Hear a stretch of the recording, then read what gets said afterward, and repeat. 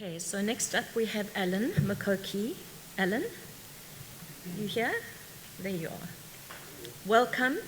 Alan has many years of experience working as a senior executive, board-level executive at many of the companies we know, Danell, Kula, Nedbank, the Land and Agricultural Bank. He's the CEO of the South African Chamber of Commerce and Industry. He's a graduate of Oxford University, and he is well equipped to be our keynote address today. Thank you, Alan. Ngiyabonga ngicela isihlalo. Ngicela ukubingelela umongameli uSifiso Falala. Ngibingelele futhi nomongameli owakushiyela ibele umnumzana uJoe Otin nawe ngqongqoshe jikelele. Kuthiwa ke ngesizulu pheqelezi uExecutive Director uJennifer Daniel nabo bonke abantu abakhona la ekhaya namhlanje izimeli zeinkampani ezihlukahlukene nezinhlangano ezithize. With those few remarks, Mr. President, I've managed to do 4 things. 1, I've managed to create the level of discomfort that has raised the collective blood pressure in this room, a number of decibels higher. Number 2 and number 3, I've managed to do 2 things. You know, they say there's a difference between a thermostat and a thermometer. The thermostat sets the temperature and the thermometer measures it. I've done that. And lastly, Mr. President, I've got everyone's attention. So I've done well. So we can start this talk. So to those who are less educated, I was simply greeting the President, his predecessor, the executive director that I called in Sizulu, Ungqongqoshe Jikelele.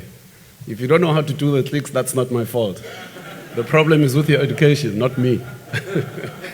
But we're here now, and thank you so much for the opportunity for us to come and do our little presentation about, I looked at the program in respect of what you wanted to discuss around investing in Africa in particular. That became an area that we were more interested in. And early this morning, so my wife was asking me, what time is your conference starting? I said at 9. She says, at 9? I said, yeah, at 9. She says, which 9? I said, what do you mean, which 9? She says, black 9 or white 9? And, and I have to say this because a number of years ago, Sting, you all know Sting. I see the ages in this room, you should know Sting. Formerly of the police, he was performing at the Dome in South Africa, a big concert venue. And the CEO of the Dome happens to be a partner to my wife. And generally when there's a concert there, I'm always saying, what time is the concert? I ask my wife, and she says the concert starts at 9. So I say, no, I'm not going there at 9, because most times when I go there, that concert starts at 10. I was there for Lionel Richie, Earth, Wind and Fire, Chris Brown, all these people, nothing started on time. So on this occasion, when Sting was actually performing, and my wife keeps saying, let's go, let's go. I say, what time is the concert? She says, it starts at 7. I say, okay, so I think we can leave right about 8. She says, but you always want to go late. I say, no, you know what happens there. So we went to this concert, and by 7:15, all the white people were sitting down. At 6:16, walks in with his guitar. He sits down and he's setting up, and this guy's about to play. My wife looks at me and says, you see, I told you, this is a white concert. You must always be on time. So anyway, so let's try and have this conversation, and thank you, President and Executive Director, because quite clearly this is a white thing. You're all starting on time here, and everything is going to run very, very smoothly indeed. There is an old African saying that says that only a man who crosses the river at night knows the value of the light of day. May I repeat that? Only a man who crosses the river at night knows the value of the light at the light of day. We, as an institution or as a South African Chamber of Commerce and Industry, were at the intersection between public policy, business, and society in general. This is the work that we do. We go and engage government and big labor and big community groups in the area of policy, regulation, legislation. You name it, we're there. National health, insurance, we go there to talk about the impact that that kind of policy is going to have on business.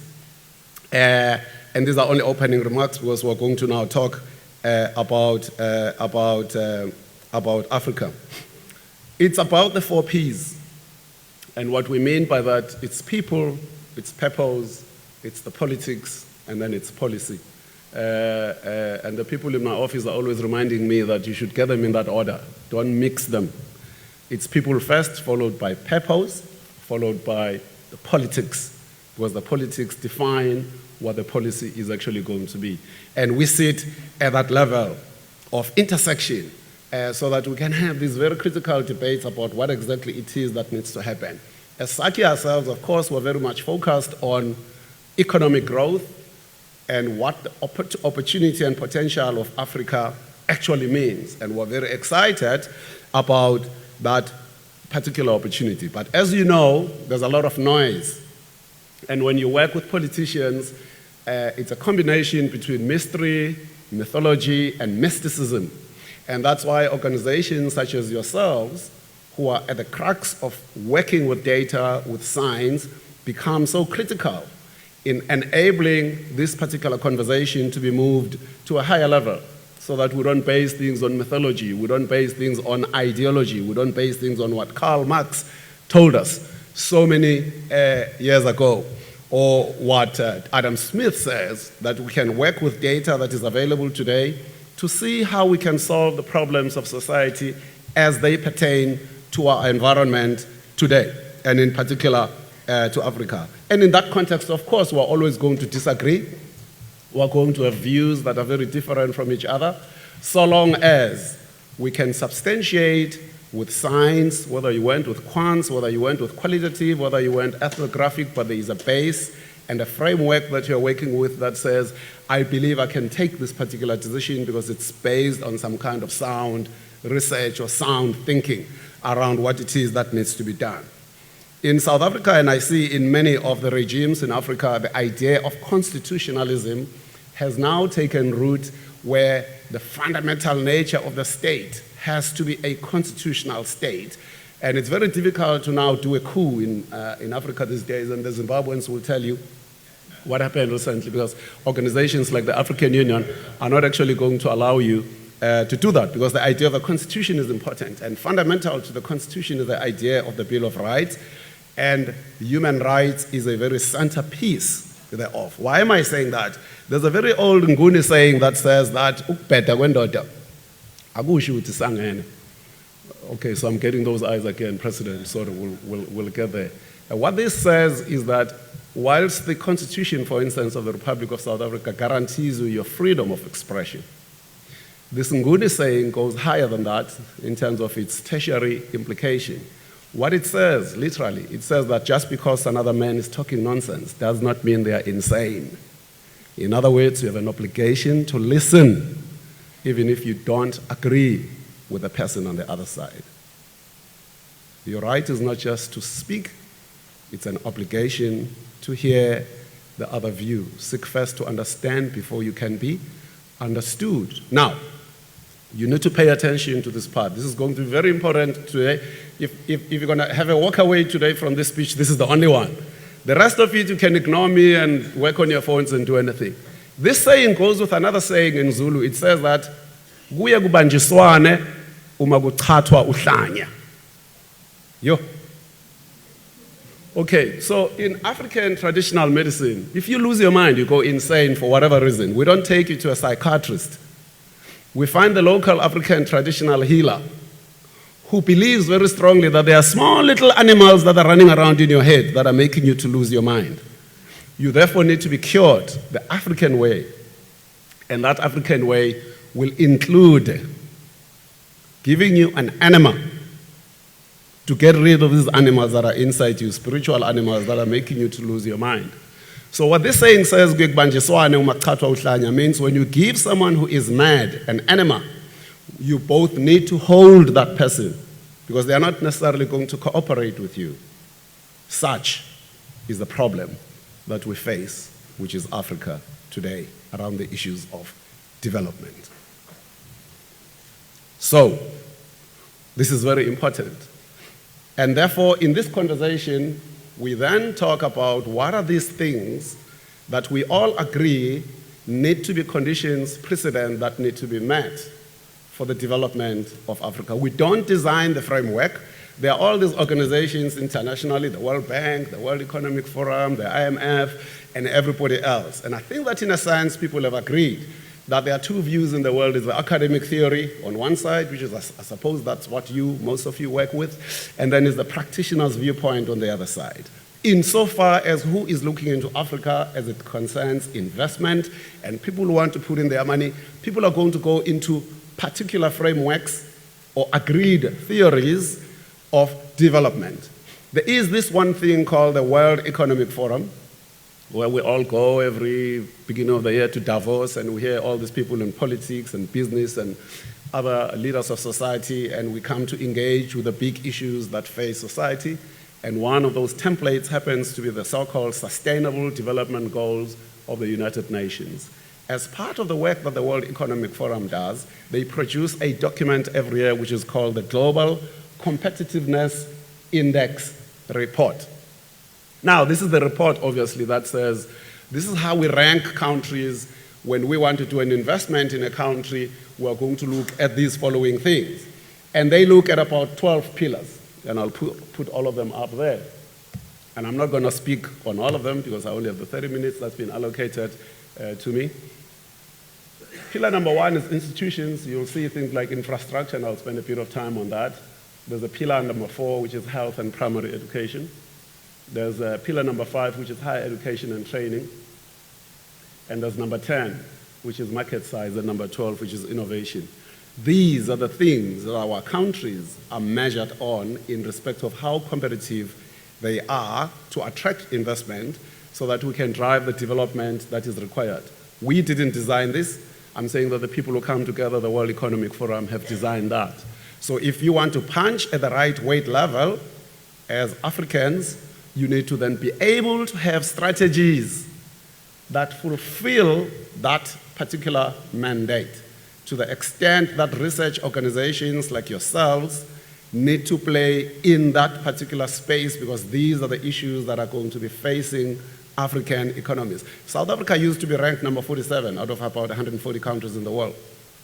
And we lost that ranking due to all the problems that we faced, and I think we're sitting somewhere around number 61. Still better ranked, of course, than many African environments, but these are the things that become important. And what do we mean by institutions? Institutions that support constitutional democracy, that underpin the constitutional state. In South Africa, for instance, we've got institutions under Chapter 9 of the Constitution, such as the National Prosecuting Authority, the Independent Electoral Commission, the judiciary. You've got things like the Public Protector, for instance.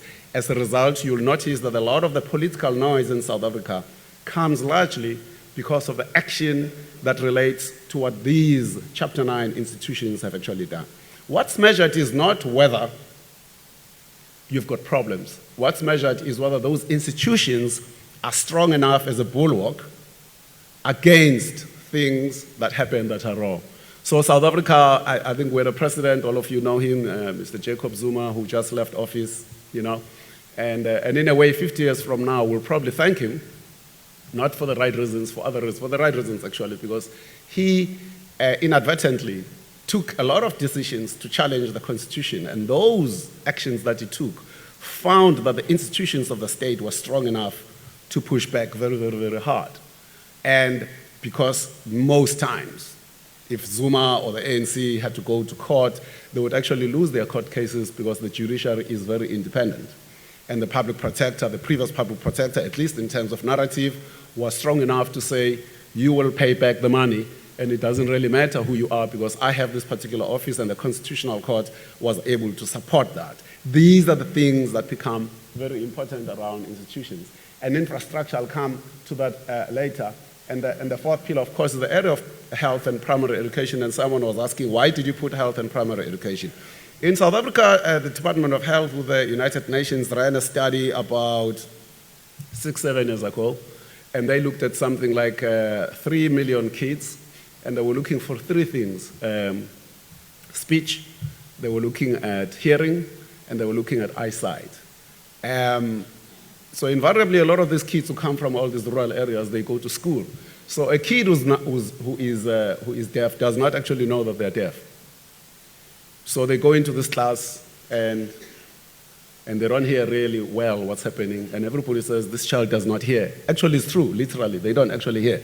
Only they don't know that they don't hear, because what they are hearing is the only world that they know of. Some kids sit in class, in the middle of the class, what they cannot see, what they see on that board is what their reality is. They don't know that they actually do not see. And they get put at the back of the class, and they fail that class, and they're taken out of that particular system. Some kids have got speech-related issues, but they don't know that. People say that this child does not get stuff, so they're trying to express themselves. The brain is moving at a speed which is higher than the speech. And again, they get taken to the back of the class. So that's a developmental issue. So when the UN and South African Health Department ran the study, they found that 1/3 of these 3 million kids had one or more of these conditions. That's a serious issue, big issue. Because what are we doing when we invest in primary schooling and health? We're making these kinds of mistakes. And there are many, many, many issues and opportunities around what is happening in the area of health. That goes for higher education and training. So in moving, therefore, as SACI, we say that it's an important issue for us to be involved with the idea of inclusive economic growth and job creation. Under the Mbeki years in South Africa, clearly the economy was growing at 5%, but it didn't actually create any jobs whatsoever. So the idea, therefore, of equity becomes very important in driving the types of policies in Africa that are going to be inclusive. It doesn't help anyone that the people who are rich continue to make money at the total exclusion of the masses throughout Africa. That is unsustainable development. It is not sustainable development because it comes with political instability and the risks become very huge. So we can't drive economies where we've excluded all these people because they are black, or we've excluded all these people because they happen to be women. So we need to be able to build. As you saw in the previous slide, the idea of market size under number 10 is very significant. So the idea that we're raising with big corporations and people who are involved is that the issue of transformation of inclusivity is not a compliance regulatory issue. It is a business opportunity. Because instead of Standard Bank having 10 million credit cards, they can actually have 25 million. All that they needed to do is to invest more money in the development of this huge black market, get more women working, get them to gain high levels of income, et cetera, and voila, now you have a bank that is 4 times its size just in the domestic market alone. And you repeat that throughout Africa, you start creating the type of play that is very, very significant. It's very, very important. All these governments are struggling today with the issue of economic growth, and the new thinking driven by people at the CDI from Harvard is now economic growth can only be driven by us diversifying our economies on the one side. And number 2, looking at the new index, not now the global competitive index, but the new index that they're referring to as the economic complexity index, which emphasizes 2 aspects. Number 1, the extent of the know-how in that particular economy in terms of skills and competencies.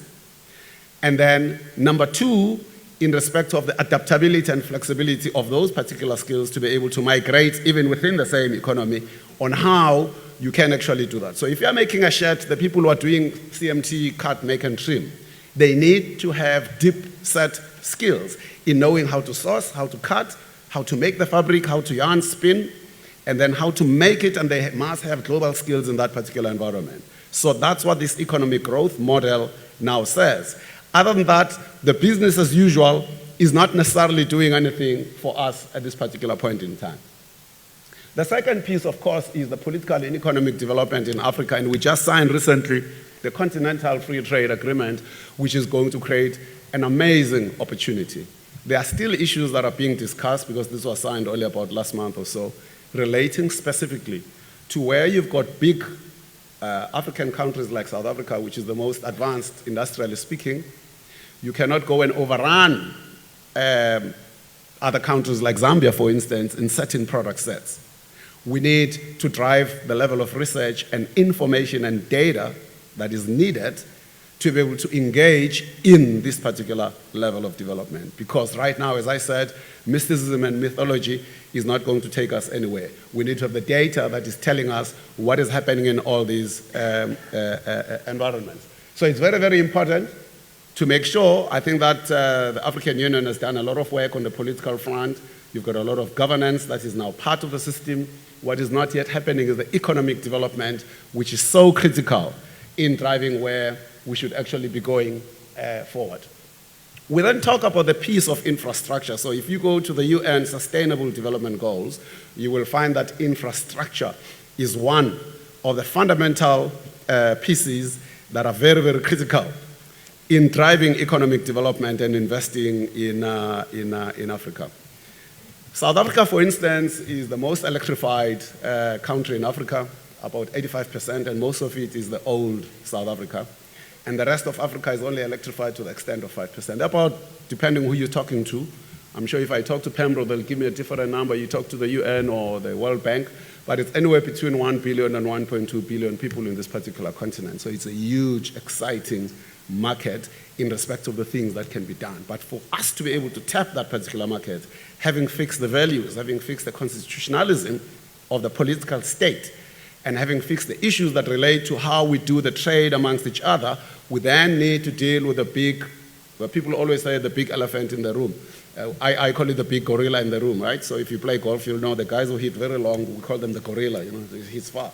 So we need to deal with the issues of the big gorilla in the room, and that issue relates largely to what we refer to as the 5 lines to heaven. Number one, we need to have the grid lines. Many of our environments have got the black stuff, which is coal in South Africa and many other environments in the ground, but there is no infrastructure around the grid lines. And across all the 3 categories of infrastructure, which is generation, assets, transmission, as well as distribution, you need to be able to put it, because that is a mega opportunity. I'll give you an example. There is the Inga project in the DRC, which has the potential to generate something like 40 gigawatts of power, and that can power the entire Southern African region for generations to come. It's cheap, it's green, and it's good, and it's available. Okay, South Africa actually was offered 10 gigs of that power at about $10 billion, but instead we decided to go and build the 2 mega projects of Kusile and Medupi, which cost us more and are still not operating properly at optimum at this particular point in time. Yeah? So we need to build the grid lines, and then we need to build the natural gas. Why natural gas is important is because it's available, it's green, it's cheap, it's available. If you go to Algeria, we can power the entire African continent for years, even Nigeria, for crying out loud. They can power the entire West African region for generations to come on natural gas. Why is it not happening? Is because the infrastructure does not exist to be able to do that. South Africa, Eskom, our power utility, is one of the biggest polluters in Africa in terms of CO2 emissions. We did sign a COP21 environmental agreements, and quite clearly we need to get out of coal so that we can power things with the right thing. So that's a mega opportunity. Jobs are going to be created. And then we do need to build the rail lines. And it's a very fascinating subject. If you go to South Africa, about 25,000 kilometers is rail. So we need to build the 10 million kilometers of rail throughout the continent. So we need to appoint a rail czar to be able to do that, and we need to generate the trillions of dollars of investment and the mega jobs that can come in doing that and wire this entire continent. The British put together something called HS&2 about 3-4 years ago. They said it's going to cost them $50 billion. And this train is moving at 432 kilometers per hour from London. It will break into Manchester and Leeds, right? So we're not talking about things that are not there. We're talking about things that are there. We need to have the ideas to do that. And I'm not talking about Cecil John roads, but we need to power the entire continent so that we can do what? We can move goods and we can move people. Whilst Africa is the richest continent in the world, many of these countries are actually landlocked. So the potential is not being achieved, because if you're going to be generating copper in Zambia and it's going to cost you another $20, $50 to move it to any port, then you become very much uncompetitive. But with rail systems being there and the infrastructure being built around rail, that particular opportunity is going to be very massive. Fourthly, water and sanitation. Like, I've got a friend who does this marketing and communications for McDonald's. And he was saying to me, did you know, McDonald's, the master franchise license for the whole of Africa used to be owned by the president of South Africa. He sold it to a crowd out in the UAE for 2.8 billion. I don't know who advised him to do that, but he did. Anyway, long and short of the story, that is an African license. He was now telling me McDonald's are running, I don't know, 145, 148 shops in South Africa. And this little tomato sauce that you use on your chips, all of it is actually being imported. Yes, it is. And even the furniture that is in all the McDonald's shops that you see in South Africa, all of that is actually being imported. And why we talk about this, we did an MOU with the Zambia Chamber of Commerce and Industry, and the then Minister Margaret was Commerce, Trade and Industry, was giving a keynote to the Hyatt in Johannesburg. And I remember one walk away, she said, did you know that Zambia actually has 40% of the entire water resource of the SADC region, yet 80% of that water ends up in the Indian Ocean as waste? That entire Great Lakes region is ripe for investment in agri and agri-processing. We can feed the entire world. But the investment in water and sanitation is not there, so it needs to be driven so that we can do that. And lastly, fiber optic telecom lines. So we need to build the high-speed fiber optic lines so that it's very quick and fast to be able to engage and communicate. Remember, under Pillar 5 of the World Economic Forum Global Competitiveness Index report slide, I show the area of higher education and training. Now here's the thing. When we talk about the new Economic Complexity Index that emphasizes skills, we need to be able to drive the education. All of you, some of you, I don't know the ages of people here, but some of you will know of apps like Coursera, course with an RA at the end. 127 universities came together and they are putting content for free online. Now this content for free, if you look at it, I did a course with Coursera. It was done by Yale University, 9 weeks. You need 5 hours of contact with the classroom, in other words, via video. 1 hour, it's an HDMI video. 1 hour will cost you about 2.1 gigs in the context of that to it, so it's very expensive. So when we talk to the telcos, they say, no, your government needs to release the telecom spectrum, which is sitting with the public broadcaster, so that we can reduce the cost of data. So we're talking about things that we have that just require a decision. And if you do that, right, that 2 gigs of data will cost you less than 5 rand. And then we can unleash this opportunity. And for the first time, a number of universities are now loading proper degrees, online degrees on Coursera. Michigan University, one of the top IT schools in the United States, has an MSc in data science on Coursera. So people can actually study. We can then drive this idea of higher education and training online if we have the infrastructure. In rural areas, we can go in there with satellite, and there are companies like Gondwana who are actually doing great work in that particular regard. So that's very, very critical. I hope you can see this. I'm not going to talk about all of this due to time. As we talk about creation of these opportunities, we need governments that are actually going to be agile. And what are they dealing with? They are going to be dealing with this, is a spider web, President, I'm sure. These are the things that are going to be very important. Do we have the composure, do we have the skills, do we have the attitude?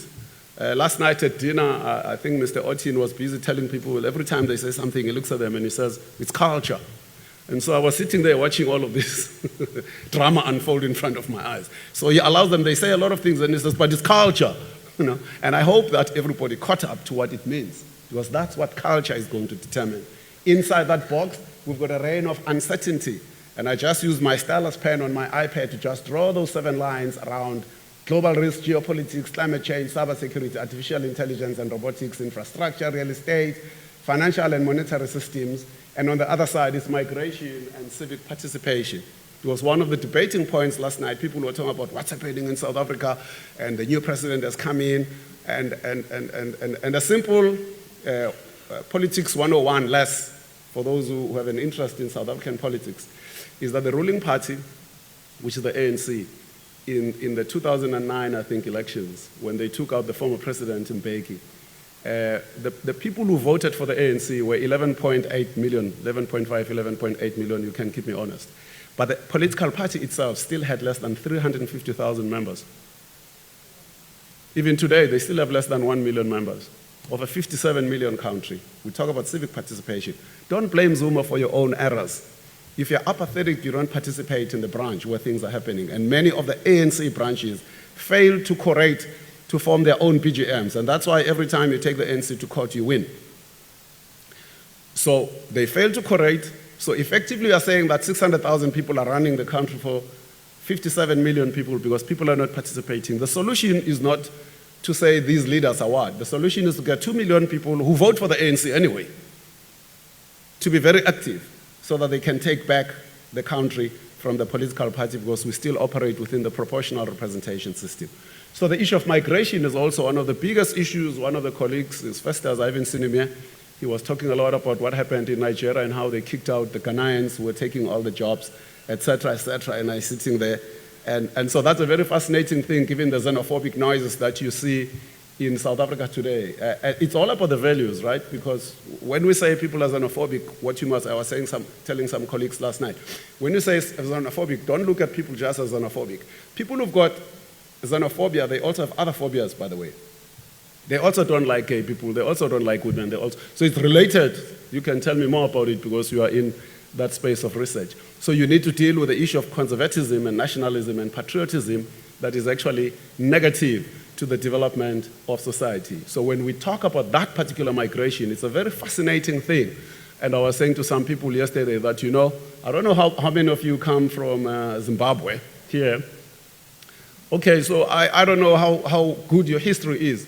Do you guys know what happened in Southern Rhodesia, your former colonial name? In 1922, I don't remember what happened in 1922. You got grandparents or parents who may have told you the story of what happened in 1922 in Southern Rhodesia. Okay, so you see, the Zimbabwean people don't know the history. So here's what happened. The Prime Minister of South Africa at the time was one Jan Smuts, and South Africa was still under British colonial rule. And Jan Smuts got together with whoever was the king there. I think it must be one of the Georges, probably 5. George V or something like that. And they took a decision that they were going to unite South Africa and Southern Rhodesia, Zimbabwe today. And that matter went to a referendum in Zimbabwe in 1922. And they lost 41-59. And today you want to talk about xenophobia. It just nearly became the same country. So we need to be very careful about always wanting to talk about borders, which are actually a colonial legacy. No African person was consulted on putting together a border. These borders are all figments of our imagination because someone wanted to put them there because they wanted to drive a particular agenda. But you don't need the borders. And so that's why we need to drive in a way that is very different to deal with the opportunity, not the border. Border's not going to give you any money. In fact, they've never done anything, these borders, for us as Africans in particular. Zero. Not a single empirical person can give me empirical evidence to suggest what a border has contributed. Nothing. So we are beholden to things that we don't necessarily need. And so very quickly, President, this idea, I'm not going to go into this, of agile governance, where we need to be very flexible, adaptable, and bring in the new young people who understand the things that need to be done. Too many of the regimes in Africa are being run by old people, and there's nothing wrong. I'm not an ageist myself. But too many old people, and as you can see, I don't know how you believe these 70-year-old and 80-year-old people who are running your governments are going to adapt around these new challenges. It's not going to happen. So it's time to allow the young people to be trained and developed, to be coached and mentored, so that they can step forward and they can play a meaningful role in taking our societies forward. Because otherwise we're going to get into serious trouble in respect of what's happening. And as we said, my former president was saying, Otin, yesterday, it's about the values, it's about the culture. It has to change. And we, in our context, we talk about 3 I's: intellect, integrity, and imagination. You can't have intellect without integrity. That integrity has in it the idea of discipline. Because you can design whichever way, but you need to have the discipline to be able to do things and do them within the construct of what that level of integrity says you are going. So as you do research, you can't go unethical and produce information that seemingly serves a political agenda, but it does not actually have the level of integrity. That happens a lot. I'm not saying that happens with the organization, but we have picked up in business where data is shaped to give a particular agenda because the payer wanted that particular outcome. And it causes a lot of this noise, and it causes a lot of this lack of integrity. So when we try to imagine the world that we'd like to have, we can't imagine that particular world. Okay. So this is a very, very important in that particular regard to create that. Now, this fellow, Amartya Sen, most of you know him, Indian philosopher, economist, used to teach at Cambridge, Harvard, Oxford, all over the place. And he wrote this book called The Idea of Justice. Actually, before I talk about him, this other favorite author of mine called W.B. Yeats, he famously, President, wrote in the margin of his copy of a book by Friedrich Nietzsche, the philosopher. And the book was called On the Genealogy of Morals. And Nietzsche, because Nietzsche was complaining about the things that were going to happen at the beginning of the 20th century, the wars that were going to come and all sorts of things. And Yeats writes, why does Nietzsche think that the night has no stars, but only bats, owls, and the insane moon? And he was talking about this pessimism that was actually encompassed in what Nietzsche was actually talking about, instead of seeing things that were actually possible on what we can actually do. So the idea of justice is a very important idea because it talks about social justice. As we develop these economies, as we said earlier on, we can't leave all these masses of people behind because we believe that we can build economies without them. Slavery is out of the way. The oppression of women is out of the way. The oppression of people because they happen to be a different color is out of the way. So we need to build economies that are inclusive. Amartya Sen tells a very powerful story of 3 kids who are fighting over a flute.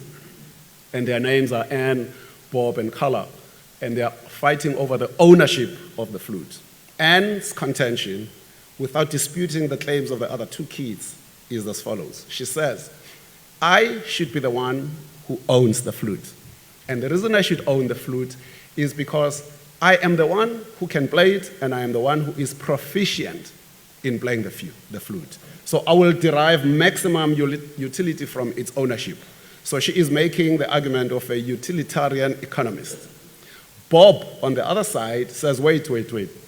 I am the poorest of the 3 of us, and my family does not have any money. I will never have money to buy any other toy. So on that basis, I deserve to have the flute. And he is making the argument of an egalitarian economist. Carla, on the other side, says, wait, wasn't it my blood, sweat, and tears that made the flute? Therefore, should it not belong to me? And so she is making the argument of a libertarian economist. All 3 of these people are making valid contestations and claims. The difficulty that we have as society at that intersection of public policy, business, and society is that we decide to choose sides and want the one side to be more prominent than the other side instead of understanding that there is an orchestra that we need to conduct. So we need the intellectual depth and the academy that you are running as research organizations to help us, people in business, to be in front of the story so that we have the right levels of data and science that can enable us to be able to drive and take things forward. So in closing, Mr. President, there's another old African saying that says that birds sing not because they've got answers, but they sing because they've got songs. Birds sing not because they've got answers, they sing because they've got songs. So thank you very much. Thank you, Alan. You've given us a lot to think about. I'm sure we have a lot of questions from Alan. We will, after the whole session, have the speakers up here. I have a lot of questions, having worked in broadcasting half my life. And why is our state broadcaster holding up all that spectrum? Because when I worked there 20 years ago, we were working on DTT and moving from our analog to DTT. And then I went to ETV for another 10 years. And that was still happening. So we could have such cheap bandwidth if we could just get them to let go of that. Wonderful keynote address. Thank you.